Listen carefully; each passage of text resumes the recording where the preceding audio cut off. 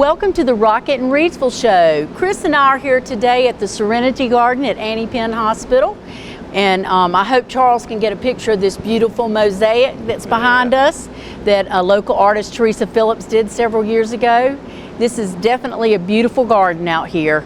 And we're going to go over some things. And then Chris is going to interview Mona Easters, who is the director of nursing, and she's the actual VP of operations. VP of operations now, right? Yeah. So this is September's events that we're kind of talking about. We've got an open house coming up at the water treatment plant. That's on September 9th. And then, of course, 9/11, our fire department always does a remembrance memorial service on 9/11. It's at Fire Station 1, right, where we have the 9/11 sculpture. Right, which that is a beautiful sculpture, and if you've not seen it, you should definitely plan to be there that morning. That's going to be at 9 o'clock. Right. And then 16th and 17th. 16th and 17th is art in the afternoon at the Penn House, and this is the 8th year we've done it. And we have local artists that come in. They take down every single portrait and picture that's in that house, and they fill their house, the house, with local art that they have done. And it's some beautiful artwork that goes in there, and it is for sale. So it's a great time to come see the house. Also come see our new venue. It's halfway there. Oh yeah. And putting up more walls next week. I'm excited. But the art in the afternoon is a really nice event. It is a free event, and that's from 10 to 5 on Saturday and 1 to 5 on Sunday. Okay.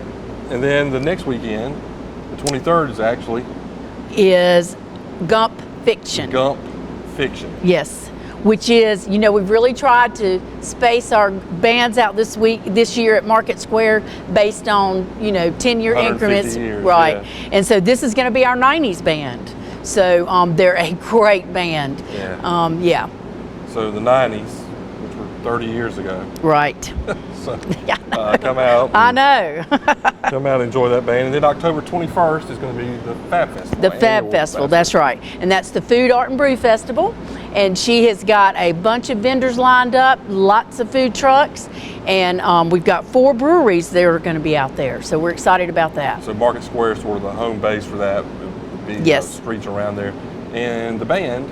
And the band is the Tams. The Tams. So you normally have to pay to see them. So this is a free event.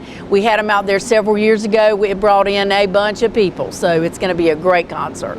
And then the next thing you know, it's Halloween. Yes, it is.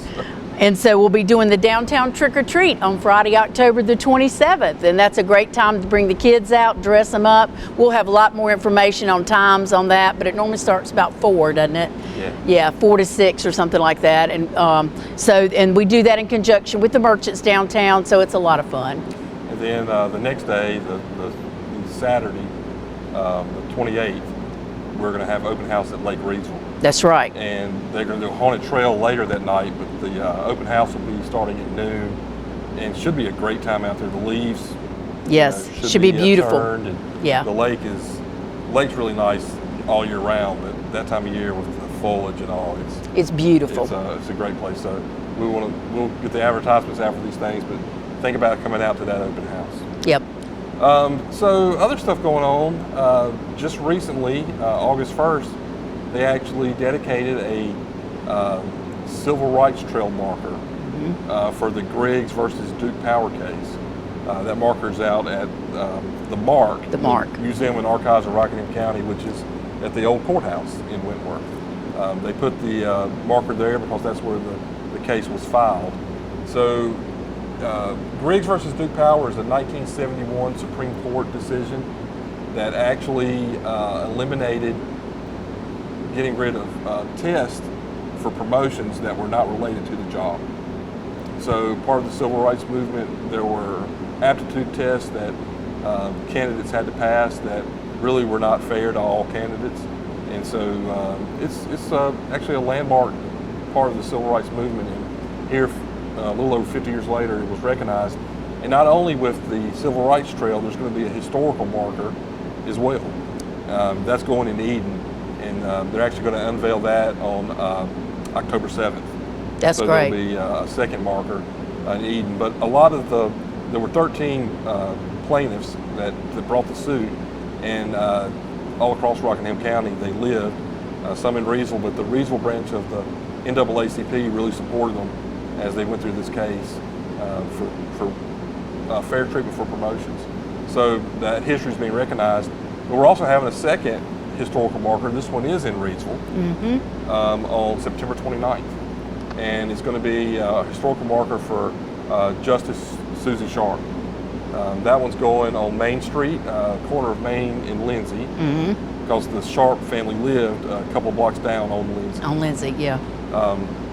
So Justice Sharp actually went to law school in 1926 at Carolina at UNC. She was the only female in her class. She became the city of Reidsville's municipal attorney in 1941. And I didn't know that until I saw that in the magazine. I was not aware of that. Our Centennial magazine has a little write-up about her. She was the city attorney, and at that time, if she was not the first city attorney in North Carolina, she was one of the very first. And she was the city's attorney from 41 until 1949. 1949, she got appointed to a Superior Court judge seat. And she held that seat until she actually was appointed to the North Carolina Supreme Court as an associate justice. And then in 1974, she was actually elected as the Chief Justice of the North Carolina Supreme Court. First female in North Carolina, but actually the first female elected as a Supreme Court Justice in any state. There was one female Chief Justice before her that was not elected by the people. It was the other judges elected her in Arizona. So Judge Sharp's the first one that the people elected into that position. And she stayed on the Supreme Court until her retirement, 1979, and she passed away in 1996. That's something. Yeah. It is. So, you know, there's going to be a marker for her, and one question was, well, why now? Well, historical markers cannot be put up until 25 years, at least 25 years after a person's death. So you and I won't live to see our marker. No, we won't. But it's going to be a good day to be able to celebrate one of Reidsville's own. And that again, September 29th, and there'll be more information out about that soon. So Chris is our historian, as you can tell. He really is. He keeps up with the history of Reidsville. And that's a great thing. That's a great honor for us to be able to do that. And you know, 25 years after death is a long time. So, and you said that who initiated this? It's actually the North Carolina Historic Society did the application for this marker. And I think they're working with the Supreme Court for the dedication day, celebration that day. Right, and we'll have more information about that and get it out there, so it will be open to the public. So yeah, that's going to be a great thing. So we got a lot going on in Reidsville as always, and thanks for joining us today. And coming up is going to be Chris and Mona.